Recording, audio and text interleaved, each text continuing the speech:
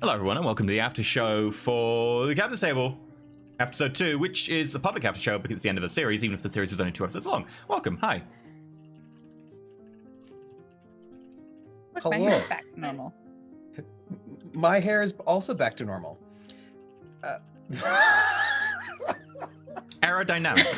So aerodynamic. Okay, so I wanted to make this joke, and it's like this is not a good joke, but this was a joke that I wanted to make multiple times, which is that if someone mistakes Miss Right for someone else, would they have gotten Miss Wrong?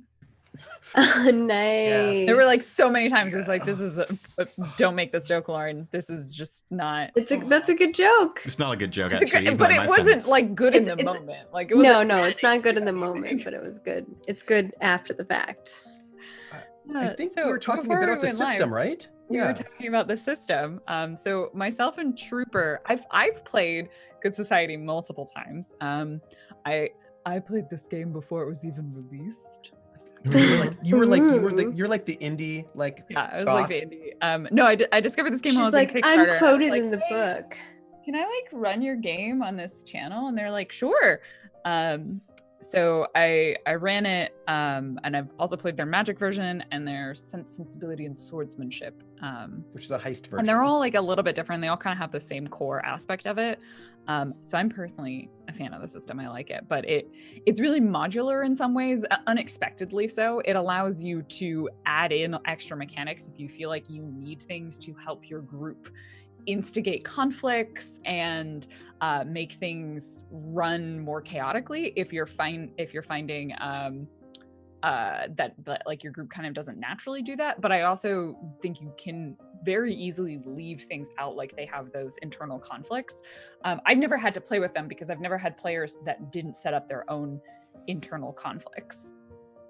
I think in the long version, besides they have internal conflicts, but also you can change your desires, right? So in the longer version where you might be playing not for 2 sessions, but for 8, 10, whatever, your character can develop and their desires can change over time as well. I will say the alternate versions, the Magic version and the Swordsmanship version, really do benefit from being longer. I played both of those, I think 3 weeks, maybe 4. But because they add in even more things and you're actually adding in more stuff to your cycle of play, it makes the game take longer. And because especially with Swordsmanship, everyone has a secret identity, so you kind of have twice as many main characters. Because everybody has secret identities. I would totally play this like a cool. Clark Kent. I'd be like, be like, yes, I can help you, and then I'd be like, hello. Yeah, Nice. Scarlet Pimpernel. It's Scarlet Pimpernel. It's great. The other one that I haven't played that I really want to try is they have downstairs at the Abbey, where you all play people in the same household, and everyone plays a servant and staff a member. And that would take even longer. I was saying actually because EE and Trooper and I were watching movies together, and I was like, I could see that now. That type of gameplay would be really fun to play. I think it'd be amazing if you could play like the servants in a household, and I was like, there's a system for that. We need to play that one. Yeah, because like obviously Downton Abbey is kind of like that vibe. You have that vibe of like you have the people that live there and the people that are the servants there, and I think like that idea is really cool. That one gets real complicated, or can get real, because you each have 2 major characters and 2 connections. So everyone's got 8 characters. You have 8 major characters instead of 4. I can see how that could get confusing quickly for people too, but I also think that the way that we play on Roll For It, we're really just improv actors, and I think and actresses and so on. So I feel like that it adheres to the like type of style we like to play. And obviously for my first time playing Good Society, I've been wanting to play this for a really long time, like I said, from watching it. And now that I got to play it, I can see how these systems could be like interpreted for different things. I think earlier I was like, this could almost be like that Game of Thrones style gameplay too, because you have all those elements. I love the monologue system. I love the resolve tokens. They almost kind of feel like drama points from from Layla, the Vampire Slayer. And I love that you can like play on these positive and negative attributes as well as the rumors and scandals. Like I love that. We actually considered running this system the same time that Lauren was running the system, but we had 2 long running shows at the time, and we didn't have a break for like many months. So we were like, we have to come back to this at some point, but we really want to play it. So like, And then we saw that you were playing, and we're like, oh, damn it, they already got to it before us. But I Because it think was one of the systems we were interested in for when sure. it's longer, I think it's about pacing, right? Like I think that when you're doing a longer game, you can like there's a different breathing to it. So for example, rumors fade if you don't spread them. So the rumors become more fluid. So things that were not spread, they sort of go away. And I think that you end up using your tags differently when you have just a bit more It's a much space. slower burn when you can kind of stretch it out a little bit, or it slows down a little. Just so you know, Maggie, because if you are excited about the system utilizing the mechanics, Storybrewers is releasing a guide to hacking good society like this month. Yeah, That's and like I have a their hack last that I'm aspect. They also have a Lady Susan mini PI expansion. Ooh. So I think you could do Midsummer Murders. Mhm. I think Laura needs to propose some new game sessions. That's what I'm hearing. I would really love to run Downstairs at the Abbey, but it's definitely, because it's got so many characters, probably needs to be You'd need for to like run an RPG 20 show, episodes. like minimum 8. I was would thinking say. minimum 8. Yeah. I was thinking 12. like 20. Yeah, Because I think 20 that would could be be great. like, yeah, I think like that could be like a whole series. Like I'm thinking Downtown Abbey style, and I'm like that's like multiple seasons. Yeah. So. And like personally, I would really like a lot of the live plays I've seen of it have been shorter, and I think this game works really well short. But I think there's something really special that you can get out of this game when you actually let it breathe longer. Yeah. Especially when you have like with the magic one, there's a whole sort of magic faction reputation system that sets up where things can rise and fall in really interesting ways. And I think that there's I think it's interesting to see what happens when you get that sort of slightly longer burn and the impacts of reputation sort of end up hitting. I guess from my perspective, I like the idea of having mundane people and like dealing with their mundane everyday lives and like the trials and tribulations that come with that, because that's very different than the fantasy elements that we get in a lot of other tabletop RPGs. So I sometimes feel like, do we want the magic element? I mean, I like the idea of all of them. Like even the magic idea, I like the idea of having this magical element, yet everyone having still normal person drama. Like, that's one of the issues I find with a lot of media that is fantastical, whether it is sci-fi or whether it's magic, whatever, is they often then forgo the normal person drama and make the problems fantasy-esque problems, which is like, okay, so you've A, invented the problem, and B, you've invented the solution. So where, at any point, where does the normal human logic come in? I guess backdrops for me, that are fantastical. It becomes lots of plot holes when you add magical elements into it, because then people are like, well, why didn't you just solve that with magic? You know, like, and you're right, it's downtown. Yeah, but part of that is like downtown. A lot of soft magic systems, soft fantasy systems. I think magic can do anything, and therefore we solve everything with magic. Which at what point is there any sort of real there are systems for that. Go to those systems. One of the things, having played their magic version of it is interesting because they really do resolve everything using the resolve token system. It's the same with the swordsmanship one. Like they have, it's not a mechanic so much as it is a methodology to follow to resolve what they call a daring deed, and it's also like a series of steps that you follow to resolve the outcomes of magic, which it basically does come down to saying you only really need to worry about solving a problem in magic if it impacts another character, right? Otherwise it can just happen. Like, sure, yes, you can do that thing magically, will it have an impact on the story? And they kind of still lean on that resolve token system too, of like, normal people can do the normal things within the context of our world, but you have to spend a resolve token if you want certain conditions to be met. I do like that you could stop a token, like a resolve token, from being used too, because like I think the way that you used it in the system was really great, because I think like having that letter go to Cordelia actually confused things more, but then we resolved it, like, right? And I think like that effectively, like a really interesting end. Those of you who are still slightly confused about exactly how the system works, effectively is a tier system with the most important characters, your main characters, then you've got your secondary characters, and then there's all the NPCs, and you can use a resolve token to mess with anyone at a lower tier effectively, but if you're messing with people on your tier or higher, they need to kind of accept. So like, you can mess with NPCs as much as you want. You have resolve tokens for your own character as well as the side characters that you're playing. And you get tokens when someone uses them against you, if it hinders you in a way. I think an easier way to actually think about it is not that I'm spending a resolve token, is that I'm offering someone a resolve token to get them to do what I want. It's very much like strings in Monster Hearts, if you're familiar with that. Like, It's a offer much you more this open thing form narrative, cross in collaboration, exchange for storytelling. doing Yeah. the thing that I want. And then they can say, yes, I accept that. I will do the thing that you want, or no, I reject it. That won't happen. Or I accept it, but there are certain conditions on it. It also works a little bit like fate points, because you can also Mhm. dictate things that have nothing to do with the people. You can be like, can I use Yeah. this resolve token to sort of say, right, that the fish went bad, or that, like, you know, you can sort of Or change. it's like Warhammer Wrath points. Yep. Mhm. Or drama points with Layla. Yeah. Yeah. I also I did mention that before. Lauren was talking about Emma Forget Me Not, which is Mhm. the newest one, which is Mhm. meant for really sort of long-term scale, where like people are gone for, it's very Heathcliff, right? Wuthering Heights. People are gone for 10 years, and then how do things change Ooh. over this sort of, it's like sort of epic. That would not do well for Roll4. We are bad at time skips. Mhm. I'm sure there's a mechanic that But if makes we sure could those write a time letter skips for happen. every Yeah, I time suspect skip. there's a way that they force you to time Yeah.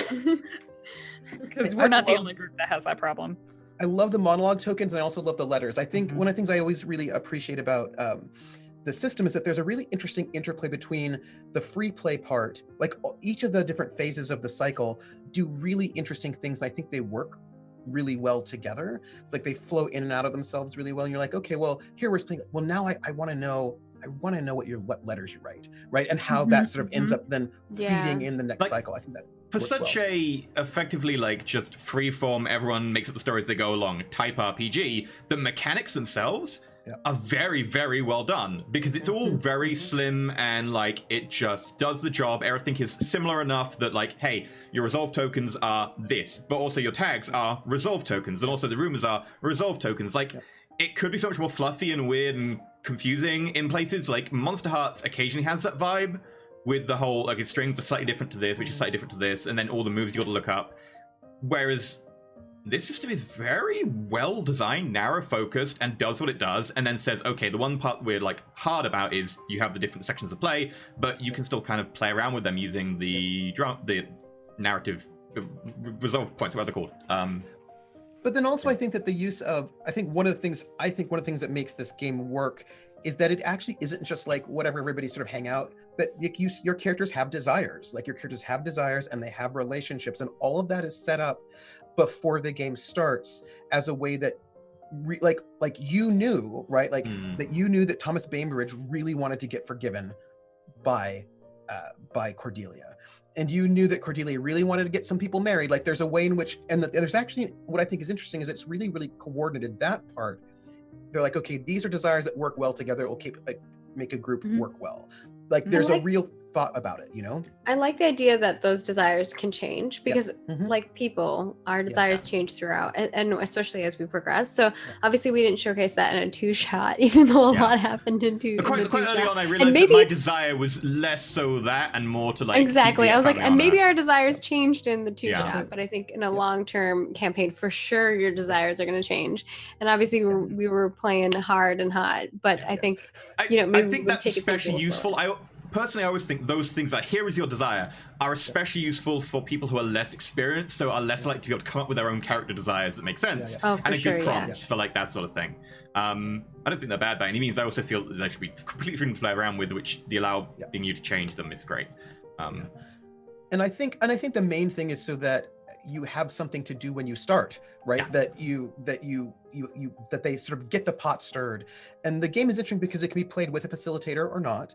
The facilitator can have a main character or not. So there are a lot of different ways in which you can play around with the system. Playing with the facilitator because having someone kind of guide and like set up the scenes and kind of like make a story out of the chaos that players create is nice. Yeah, like otherwise they draw the arc and then we just yo-yo around the arc. Yeah, I think for a show, for maybe sitting at a table and playing with a group of friends, maybe not so much, but I think like for a show, you want to have a kind of that climax of a story. Yeah, you need that direction. Whereas if you're just sitting around a table, you're having some drinks and you're having food or whatever, you can just be like, let's have a talk for 1 hour about where we're going with the arc. Whereas the facilitator is in the show being like, right, your arc is this way. You're going like that, but you're still going in a direction, right? And Lauren, you've played as a facilitator who also had a main character. How was that different for you between having a main character versus not?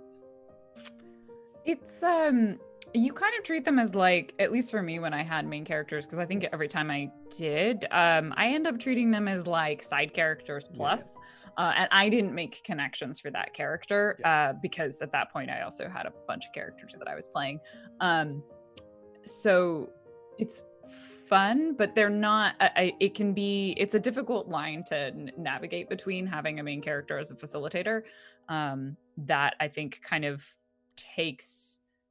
it just depends on how much you want to invest in them. I just made them like a potential foil for people to kind of bounce off of, which is fun, but not necessarily necessary. I think I can understand that, because you still want to keep that element of like, you are already playing enough characters as is, as like, because you take on all of the other connections, so like minimum you're probably going to have 4. I have a question for Corey, because obviously Corey, like a lot of the games that you've played are very like role heavy, mechanic heavy. This is very RP driven and narrative driven. Like, how do you feel about the system, and like, would you play it again, or like, how would you evolve it? I would definitely play it again. I kind of felt at home with it because I was a theater kid, and we all loved theater kids. Whose line is it anyway? I always did a lot of improv stuff, so I didn't know what to expect. But as soon as I got the gist of it, I felt very at home. And no, I agree. There's a lot of flexible stuff you can do with it, even as you guys are mentioning in the fantasy sense. Game of Thrones specifically, one of the reasons I liked it was most of the focus was on the relationships and the drama, and the magic was just kind of in the background up until like the last season. So I think you can what are you talking about? There wasn't last season. Really... There was never last season. What are you talking about? We just never finished it. Right. It's a shame they never made anything after season 1. Yeah, agreed. We'll just pretend that didn't exist. But yeah, no, I thought it was really good. I enjoyed it a lot, and I give my hats off to Trooper. He took a lot of the chaos we handed him and made it make sense and come together. It was pretty impressive. Welcome to GMing on a roll for it show, making a story out of the chaos that the players create. Did you expect us to create quite so much chaos? I just encourage you. That's all. Just a little bit of encouragement. Okay. Here's a lighter. Guys, you look over like everything's on fire. Huh. Also, speaking of which. I see no problem with it. Yes. What? I would say, I think the thing about the letters, I think what's really interesting is about how letters and the ways in which resolve tokens allow for interesting things like miscommunications, or like there are a lot of sort of really interesting things that you can do where not everyone just gets whatever they want, but you can play, which means I feel like this would work well for anything Shakespearean, because right, because people miss letters in Shakespeare all the time. So awkward. Certainly Game of Thrones. I think the letters were the most weirdest part for me, so I think I just need to get used to it. But getting used to it, I think I would love it. Yeah, and actually I thought you did really well with your letters. And I think that I'm a writer, so I think for me it's like, I really want to like write a letter. Like it's so different than trying to monologue a letter is just so Maggie, different. If you ever get a chance, they have a LARP of this game. And there is a letter writing section in the LARP, and you physically write the letter and then hand it to the person, and then they go back to writing more letters. You get like 10 minutes to like write a bunch of letters. It was a very satisfying LARP. I would enjoy LARPing that, because I'm definitely like, I've told Trooper this before, like I'm definitely a writer, so for me, like I'm way better at writing than I am speaking the things that are saying out of my mouth. And also obviously English is not my first language, so it's like sometimes I say words that I don't mean. The letters also work, I think, better when more time has passed in game. Like part of what made it weird is that we were in such a condensed time period of like the letters can be a really great way to spur actual time skips. Like, oh, it's been a week because I had to send and receive this letter. And to kind of have that time pass. That's why I was thinking like a Game of Thrones-esque type of thing could really work well with this, because like you have those time frames in between, and you can explain away time through letters. And I think that's kind of a neat way to bring people into like this immersion. And then you have these moments where you have like these RP scenes that are important, and then you go back to the letters. I love the concept of it. Like it just sounds Sending ravens, exactly. But I also like this. Servers are great. Go check out the rest of their stuff. Right. I would say this is something I liked about Cordelia and her letters, writing letters to her family and getting the letters back. It was this really kind of interesting oasis from this other moment. It was a way, like, I feel like you can look at letters as, this is a way for me to advance my plot in certain ways, or my arc in certain ways, or like with this sort of thing with your parents, which was still about your arc and your plot, but was also this really interesting moment of interiority. Like, I learned so much about Cordelia with those letters to her family.